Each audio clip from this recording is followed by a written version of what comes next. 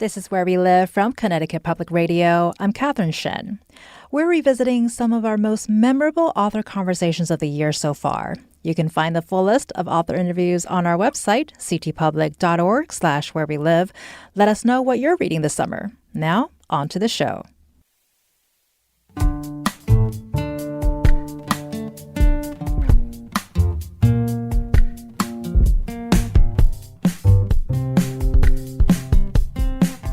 This is Where We Live from Connecticut Public Radio. I'm Katherine Shen. Do you think about how your clothes are made? Fast fashion has made it easier than ever to get that new dress, but it comes at a cost to the environment. Lucienne Tonti is the author of Sundressed, Natural Fibers, and the Future of Fashion. Today, she'll talk about ways to slow down the fast fashion cycle. But first, we're talking pop culture. What song, movie, or TV show marked a big moment in your life and helped make you who you are today? These are questions Aisha Harris considers often. She's the co-host and critic for NPR's Pop Culture Happy Hour. Her new book is called Wannabe: Reckonings with a Pop Culture That Shapes Me. It explores her own upbringing in Connecticut and the ways early influences shape her role today as critic. Aisha Harris joins me now. So Aisha, take us back to the beginning. How did you develop this series of essays? Were these all gems you've been sitting on as you're writing and hosting, or did you come up with new concepts as you're writing them? Yeah, I think considering my background, I think all of these essays were sort of percolating in the back of my mind in some form or another before I even had the idea to write the book. But it was definitely kind of through figuring out how I wanted the book to be shaped and formed. And when I decided I wanted to do a series of essays, I really sort of focused on my perspective as someone who has grown up with pop culture and has really found that it's had a profound impact on me in ways that I both had been aware of and then other ways where I kind of discovered them over time. And I wanted to sort of chronicle those different various points of my life where I've had very sort of life-changing moments or epiphanies, and also reflect how everyone can have those same experiences and similar experiences as well. Right. And I think with Americans being so focused on pop culture, I certainly can imagine, and myself included, that pop culture has had such a huge influence in my own life. And I think I'm going to spend the rest of my life unpacking that, really. And so this is a reckoning with pop culture and its influence. And your book lays out many cultural tropes shaping all of us. And you also point out how we have the ability to shape them right back. And so is this also part of what you mean by reckoning? Can you help us understand that better? Yeah, one of the essays is about sort of this idea of personalization within popular culture. And I wanted to sort of unpack how we've gotten to a point now where it's not that people haven't always sought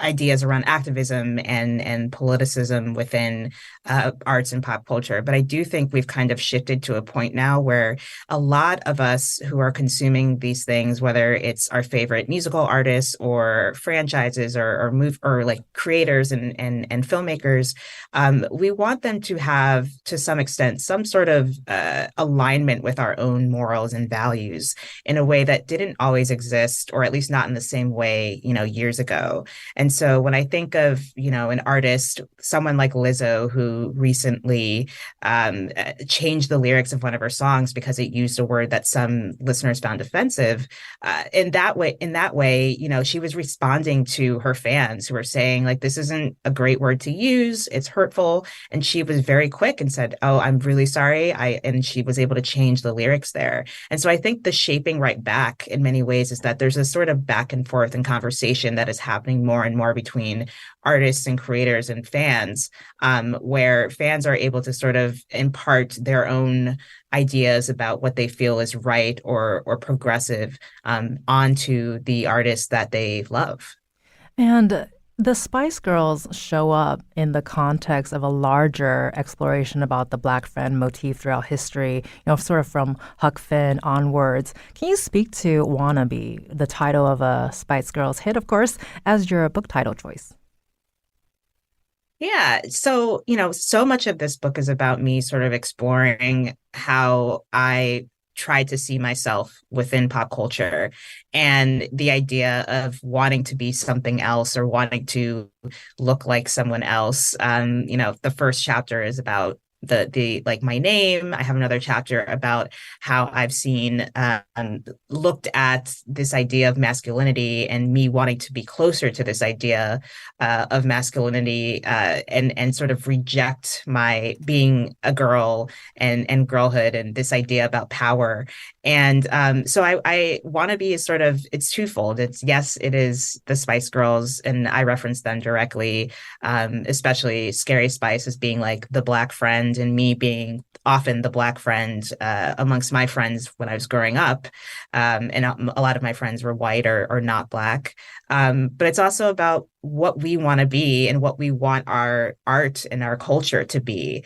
And so it has a little bit of a double meaning there, in terms of just these ideas around desire and self-image.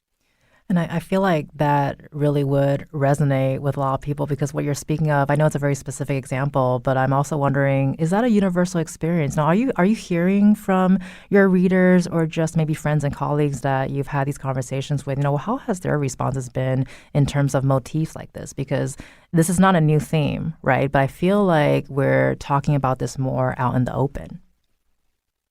Yeah, absolutely. I mean, I think that it's so interesting to hear from people who are now reading it or listening to it. And it's I've had people say, like even though their name wasn't the same as mine, they've had similar experiences of people trying to relate to their name via pop culture references. There's one person who said that their name was Adrian, but it's spelled Adrian, and they're like, I went my whole life with people just yelling at me, "Yo, Adrian," and it's like those those types of like experiences can be so frustrating and universal in many ways, regardless of our background.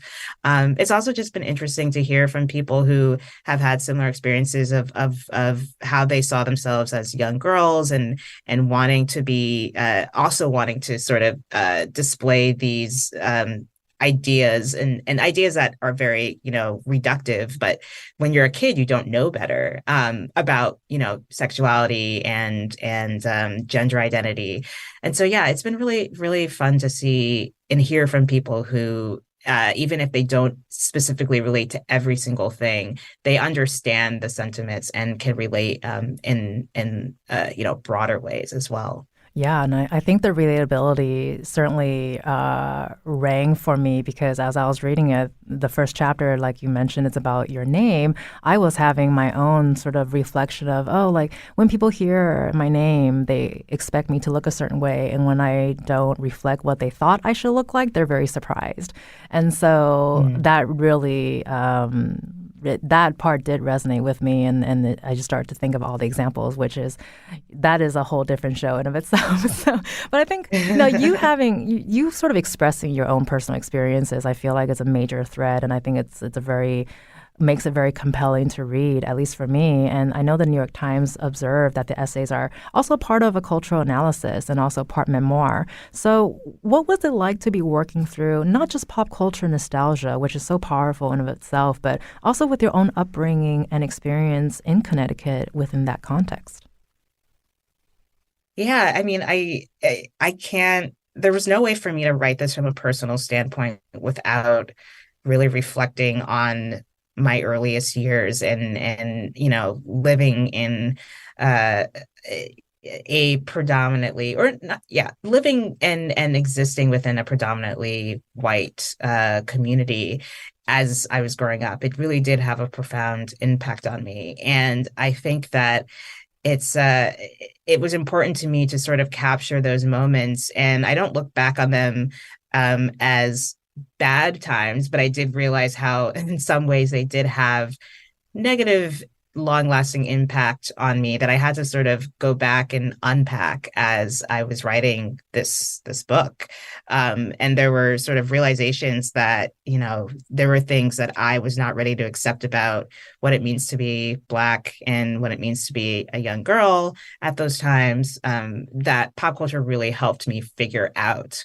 And so, the Black friend trope for me, writing about that was a way to explore how I played my own part in sort of living out this idea of the Black friend, which in popular culture is often just sort of like a sidekick who is there to support the white protagonist. And I wanted to explore how I made myself often feel that way in my real life scenarios of being a Black friend amongst mostly white people. And with what you just mentioned and how, as an adult, the unpacking process. I feel like it's an ongoing process. So do you feel like, is it a good thing or a bad thing that you're having this experience now? And I know you mentioned that, your childhood experiences, you're not saying that it's bad, but now you're like, oh, maybe those things they were problems. And as an adult, as you're trying to work through it, what goes through your mind when that happens? Are you surprised, or do you feel relieved that you're having this moment of sort of, oh, that makes sense now?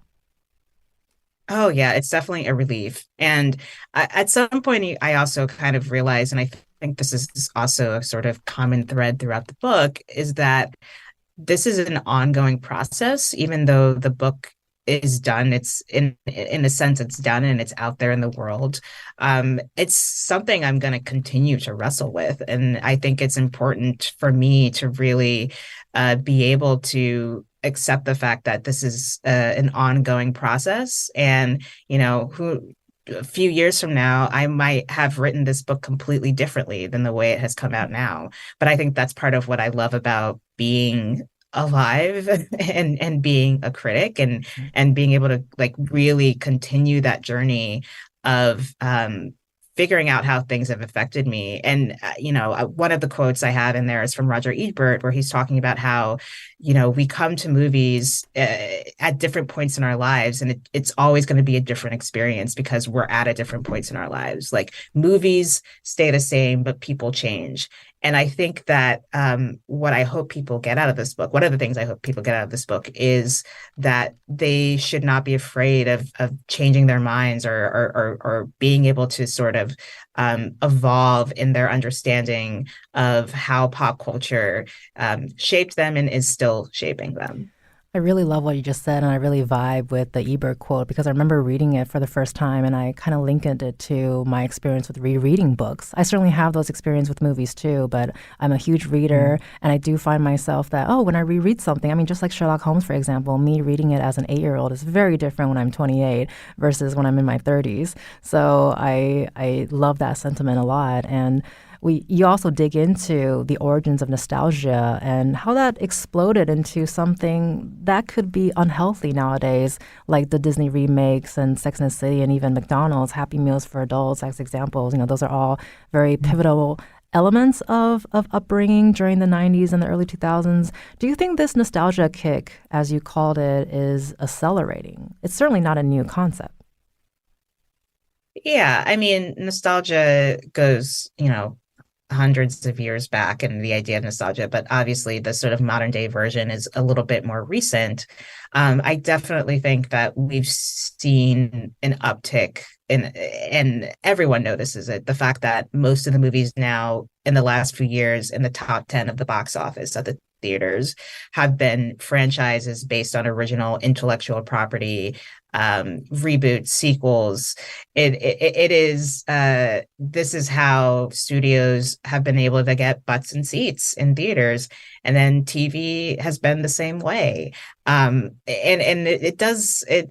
It's one of my bigger concerns about the state of art and pop culture is how much the studios and companies are relying upon nostalgia, and the fact that it's just nostalgia is a natural thing. I don't think it's something that any of us can avoid. I certainly feel nostalgic about certain things, but I also believe in endings, and I believe that we shouldn't be afraid of things ending and things ending before they are just completely completely useless or bad or descended into the worst versions of themselves. And that's kind of what I wanted to explore was like, why are we so afraid of endings, and why do we keep going back to the same well every year and every season? Well, this is the perfect segue to an expert that you are going to be reading for us. The chapter is called This Is It Never Ends. Yes, this is the IP The that never IP. ends. You know what? I was wondering about that, Yeah. and I figured you will let me know. Yeah. So yeah, IP stands for intellectual property. Gotcha. But yes, here, yeah. So Yeah, go ahead. it's summer. I'm 31. I'm in a multiplex in Times Square surrounded by movie journalists. Is this real life? Is this fantasy? I don't know, but it is almost certainly Circle of Life dubbed over an episode of Planet Earth. The golden sun swirls upward. The elephants, rhinos, and giraffes make their way to Pride Rock, exactly as they always have. They do exactly what I expect them to do, appear at the exact moments as I expect. Except they're no longer lushly animated, but photorealistically designed to such an extreme that I'm having flashbacks to the 3-day Kenyan safari I went on 5 years earlier. It's so weird. I've seen this millions of times before, but not quite like this. It's a mishmash of feelings and moments I've accumulated over 25 years, mined and regurgitated back to me by a corporate entity, Disney, with which I've had a lifelong love-hate relationship. It feels surreal, as though it'll never leave me, but will only keep morphing into something altered. That sensation of amazement and wonder I first felt in that theater in 1994, and my recollection of what it was like to be a kid at that time still remains, and that's what I cling to as I watch this warped imitation of the original. Is this what nostalgia is supposed to feel like? This was, of course, about The Lion King. You're listening to Aisha Harris. She co-hosts NPR's Pop Culture Happy Hour. After a quick break, we'll continue discussing her new book called Wannabe, Reckonings with the Pop Culture That Shapes Me. How has pop culture shaped who you are? You can join the conversation. Find us on Facebook and Twitter at Where We Live.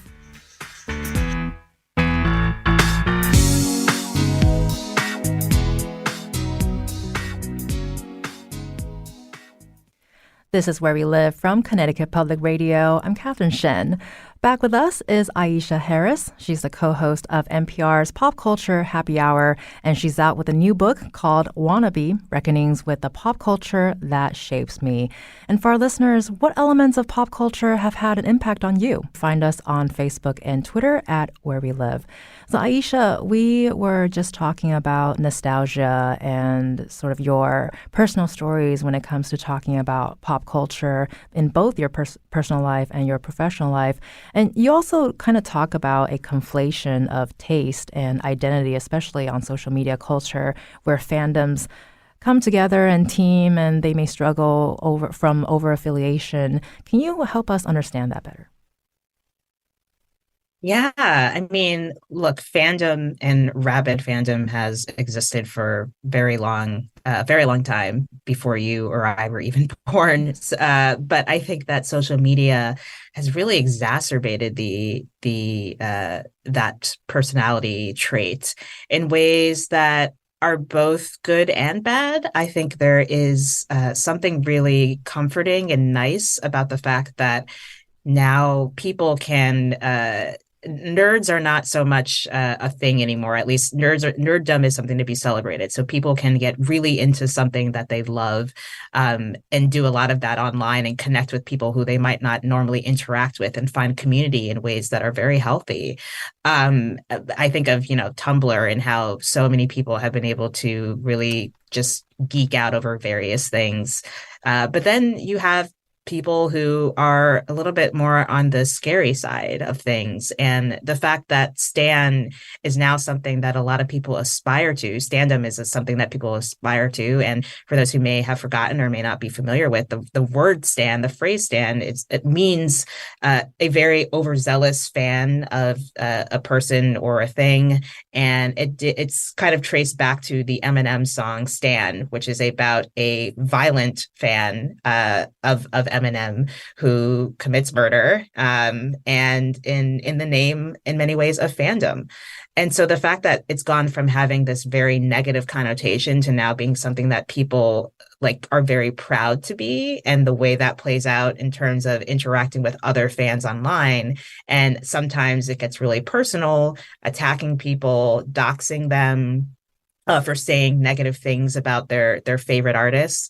It's really kind of scary to think about. And I wanted to sort of tease out in the book why this is the case, and how maybe we can learn to be a little bit less overt and a little bit nicer to people about the things that they like and the things that they don't like. Well, I think it really reflects to what we were talking about earlier too, where the idea of fandom, maybe the name is more contemporary, but certainly not a new thing because I mentioned I love Sherlock Holmes. I'm obsessed with Sherlock Holmes. And I love that you mentioned Tumblr because during the BBC sort of peak Sherlock series fandomism, I was on Tumblr and I saw both the great connections, a fan, and I call it nerd chic, by the way, us nerd chic.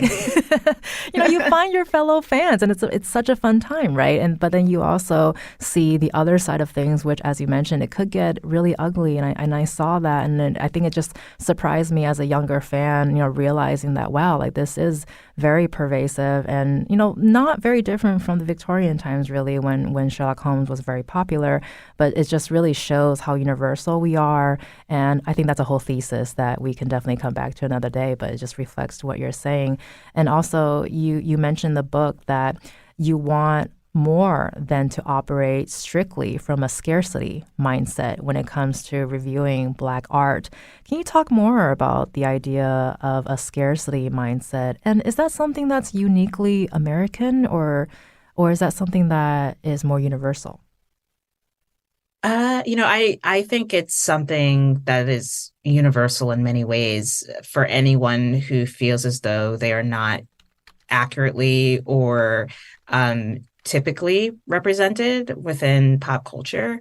And the scarcity mindset is really this idea that it comes from a real place that you're not seen within popular culture enough or in ways that are, feel representational to you.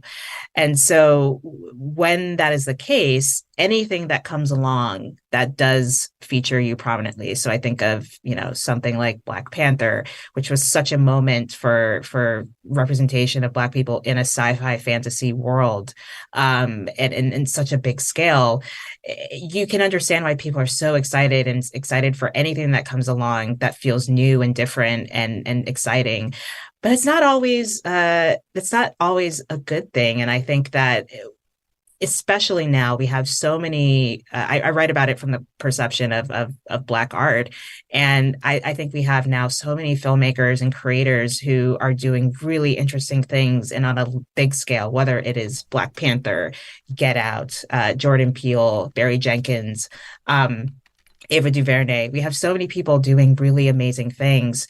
So I feel as though we have more options now and don't have to necessarily operate from a scarcity mindset anymore, which means that if for the things that don't feel that the movies or TV shows or music that comes out, I don't feel like I have to treat it like it's the only thing we're going to get for the next 5 years. And if I don't like it, or if I don't think it's necessarily rising to the occasion in terms of it as a piece of art, I feel as though we should be able to criticize it and critique it in that way, because to treat it as anything less is actually to do a disservice to that art.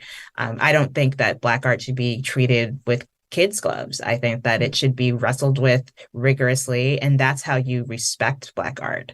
So it's been interesting to see that play out, especially I recently reviewed the new Little Mermaid negatively at NPR. And there were a lot of people who were upset with me because they felt as though I was, because this was a Black princess, we should be happy about this, and ignore the fact that maybe the movie itself is not the greatest.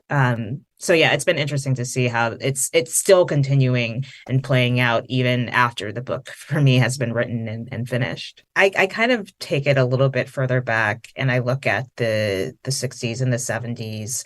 And when it was a time of both emerging Black filmmaking and artists, including people like Gordon Parks, who directed Shaft, and movies like Superfly from the Blaxploitation era.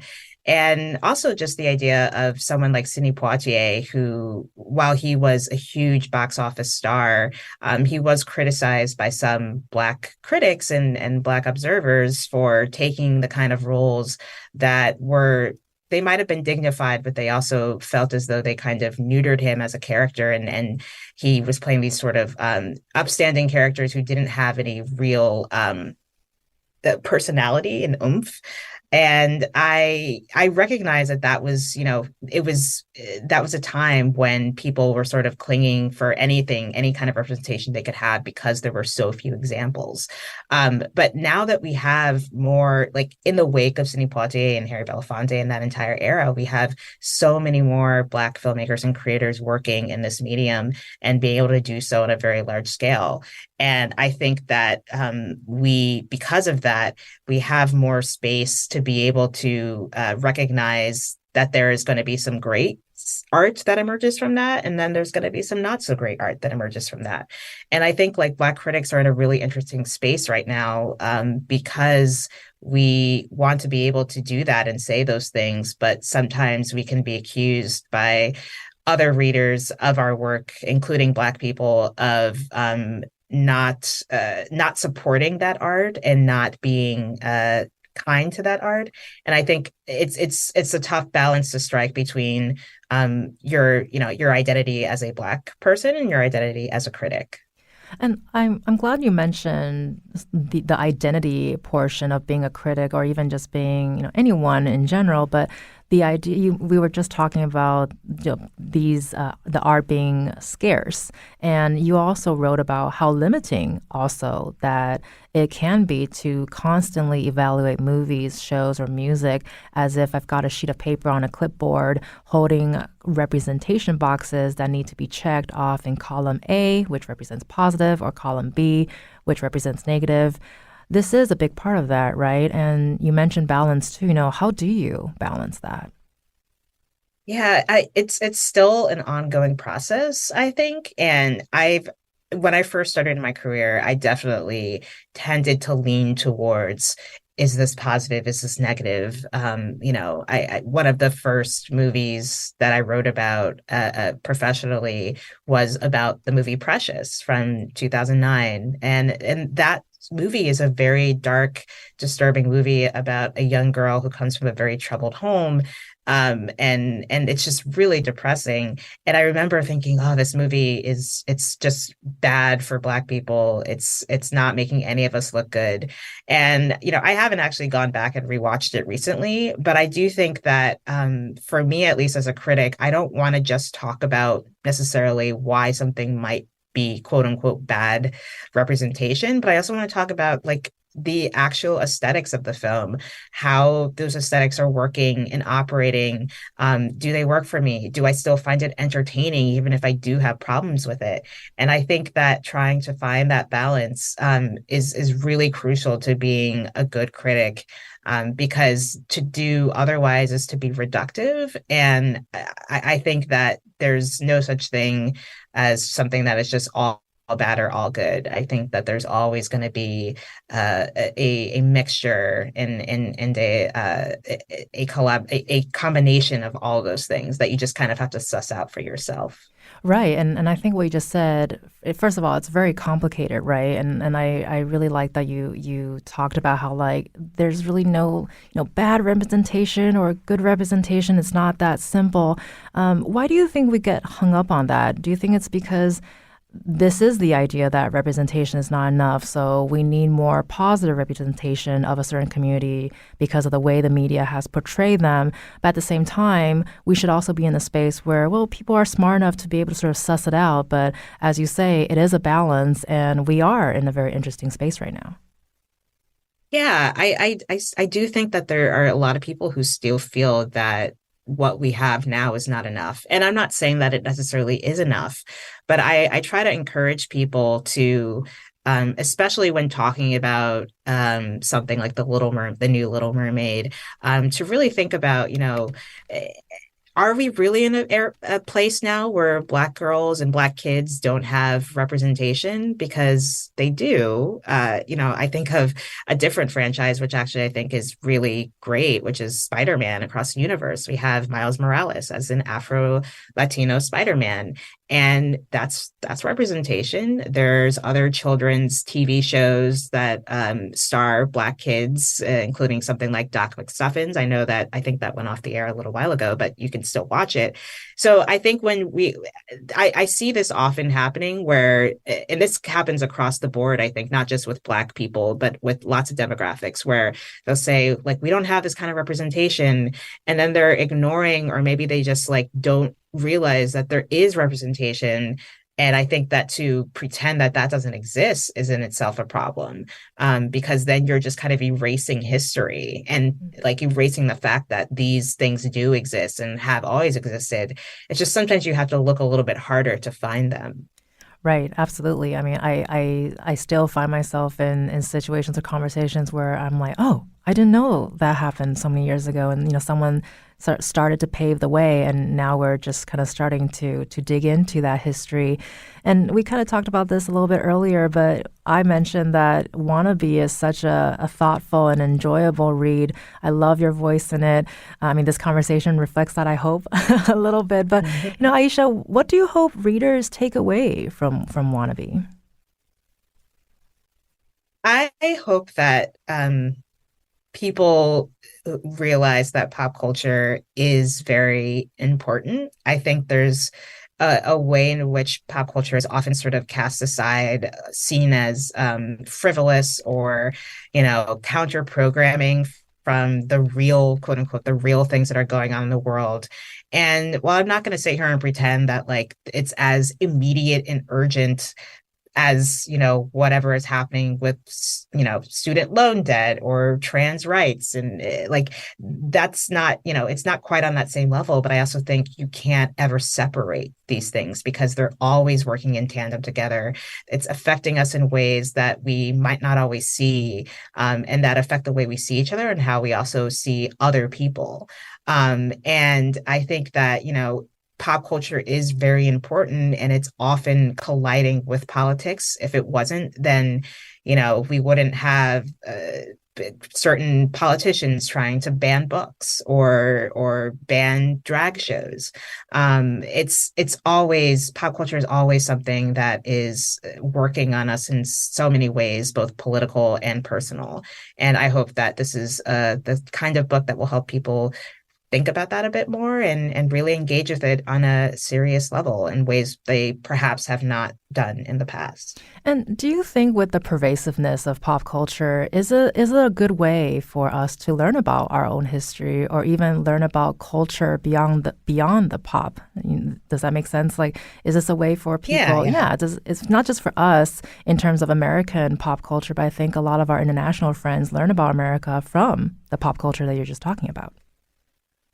Yeah, I mean, that's certainly partially why I've made this a part of my career was, when I was in high school and in college, I became a lover of movies, especially old movies, and I used those movies as tools for me to learn more about the times in which they were made. And so I was very nerdy about it. I would read books, I'd read biographies, I'd read history books and books that incorporated both film and TV into them. And I think that it's such a great way. I think it's a great launching pad for discovering things about the past and also things about other cultures that you might not know about. I think one crucial component of that is not just watching or consuming those things, but also then reading about them afterwards and reading a variety of perspectives about them afterwards. And I realize not everyone is going to do that. But I do think for me, at least, that's been part of how I've learned so much about other cultures and about other times and generations is in part through the art that I've consumed, because that art does reflect the times and the people who are making them. That was Aisha Harris, co-host of NPR's Pop Culture Hour and author of Wannabe, Reckonings with the Pop Culture That Shapes Me. You can find more information about her book on our website, ctpublic.org/where we live. We've got to take a short break. Coming up, we hear from Lucianne Tonti, author of Sundressed, Natural Fibers and the Future of Fashion. This is Where We Live. Stay with us. This is Where We Live from Connecticut Public Radio. I'm Catherine Shen. We're revisiting some of our most memorable author conversations today. Lucianne Tonti is the author of Sundressed, Natural Fibers and the Future of Fashion. We had her on the show to talk about the impact of fast fashion and what clothing manufacturers can do to build sustainability. When she was on the program earlier in the year, I asked her about her love of clothes and working with textiles. It's important that people understand that only at the moment, less than 1% of our clothes are actually recycled. So with that stat where you mentioned 80% of garments are being sent away, they're not, we don't have the infrastructure and the capacity at the moment to take those garments and turn them back into new textiles. So when you're buying something, you've really got to keep in mind the impact that that's going to have on the planet. And in terms of fast fashion, I think the definition really needs to account for how many thousands and thousands of units these companies are able to put online and into their stores every week. So that's the change we've seen in the last 20 years when free trade came through. Now these companies are able to literally manufacture tens of thousands of goods a week and to distribute them online. So that wasn't the case before we opened up manufacturing to other parts of the world, but it certainly is the case now, so much so that we consume 60% more clothes now than we did in the year 2000, and that consumption is accelerating. So by the year 2030, we'll be consuming 60% more than we are now. So it's an enormous amount of goods. But to your question, sorry to go off track already. No, we love it. To your question, so my love of clothes, I've worked in fashion since I was 17. And as I kind of, made my way up through the industry, I started working for fast fashion brands. And then over time, by the time I was in my early 20s, I was working for a high-end designer in Australia that worked predominantly with natural fibers and manufactured locally. And that really put me on a different track in the way I was kind of thinking about clothes. By the time I lived in London, and then by the time I got to Paris, I was working exclusively for designers who only worked with natural fibers, and really what the quality of the garments that they were producing was so beautiful. It really, and they were so militant about not having any synthetics because, I say this a lot, so I feel like everyone should know it by now, but I know it's not common knowledge. Polyester, nylon, these are plastics. These are common plastics that are derived from fossil fuels. And so when you are thinking about your garments, at the moment, we know that polyester synthetics make up over 52% of all the fibers produced. And that is, polyester is really hard to recycle. As I said, less than 1% of our clothes are recycled, and that doesn't biodegrade. So when that sits in landfill, that it'll sit in landfill for hundreds of years. So with natural fibers, we have so many wonderful benefits. Not only are they more beautiful to wear, but they also will biodegrade and return to the earth at the end of their life, depending on how they're disposed of. But we also have these fabulous opportunities with the way that they're grown because they come from the soil. So, whether it's wool or cotton or linen, hemp, silk, even all of these garments, if we change the way that we farm them and if we move off an industrial farming system, these fibers have the capacity to regenerate landscapes. And that's kind of where I've gotten to now on this kind of journey where it's looking for the most beautiful clothes that have also these wonderful benefits for the planet. Well, and beautiful clothes also mean, how we treat it and how it makes us feel. A lot of us, we wear our clothes to feel good, or maybe it holds memories and make us feel a certain way. Can you talk about the emotional weight that we put on our clothes? Not just something like a wedding dress, but even how a sweater can be attached to a memory. And I think in your book, you talked about your favorite black dress. Yeah, I mean, look, I think this is a really important part of the consumption piece, because we need to reduce our consumption if we're going to have change the carbon footprint of the fashion industry. So, our clothes are like our most intimate companions. They come with us everywhere. They're next to our skin. They can change the way we feel, not just physically by keeping us warm or letting us breathe if it's too hot outside, but also the way that we feel, how confident we feel, how comfortable we are when we're like walking into it, an exciting situation, a tricky situation, a nerve-wracking situation. They have a really powerful ability to kind of carry us through these different challenging events in our lives. And I think that those, when I think about the garments that I love and that I cherish, it's garments that function in two ways for me. They make me feel, beautiful, and they also are comfortable. And so there's a confidence element to my experience of wearing them that makes me feel like they're my friends, and I want them to. And I think when we change the way we think about our clothes and start to view them as these kind of friends that we need to take care of, that will then take care of us, we start to value them more. We keep them for longer. We'll take them to get repaired. We'll make sure they go to the dry cleaners. We'll sew that button back on if it falls off, and all of those things feed into having a wardrobe that is functional, that you feel good in, that you're excited to wear every morning, and that you're not kind of constantly seeking out that new purchase, that new kind of dopamine hit, because you're kind of viewing them, every purchase, as something that needs to carry you through years and years and years. So it's not going to be something you take lightly. I love that idea of viewing your clothing as friends. I'm not sure if I've heard that before, so this is a life-changing moment, Lucia. and talking about that, it's we've been talking about where you can find your clothes. Can you talk about also the challenge of finding quality, sustainable clothing? Because as we mentioned earlier, lots of brands can be at a higher price point with limited quantities, and when everything is so available through fast fashion, there's a reason why we gravitate towards that. Can you talk about your thoughts on that?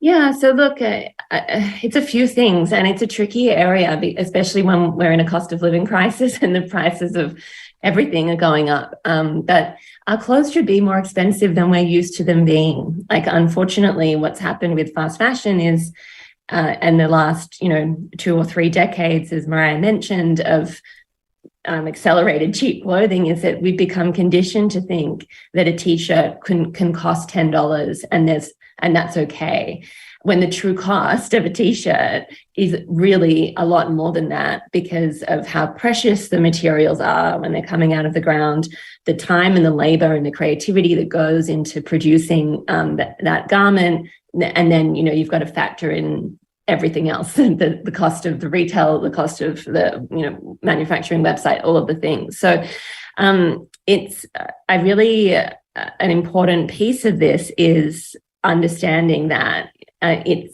we've got to a monetary investment in something of higher quality that you'll keep for a long time is something worthwhile. I use the example of a fridge a lot.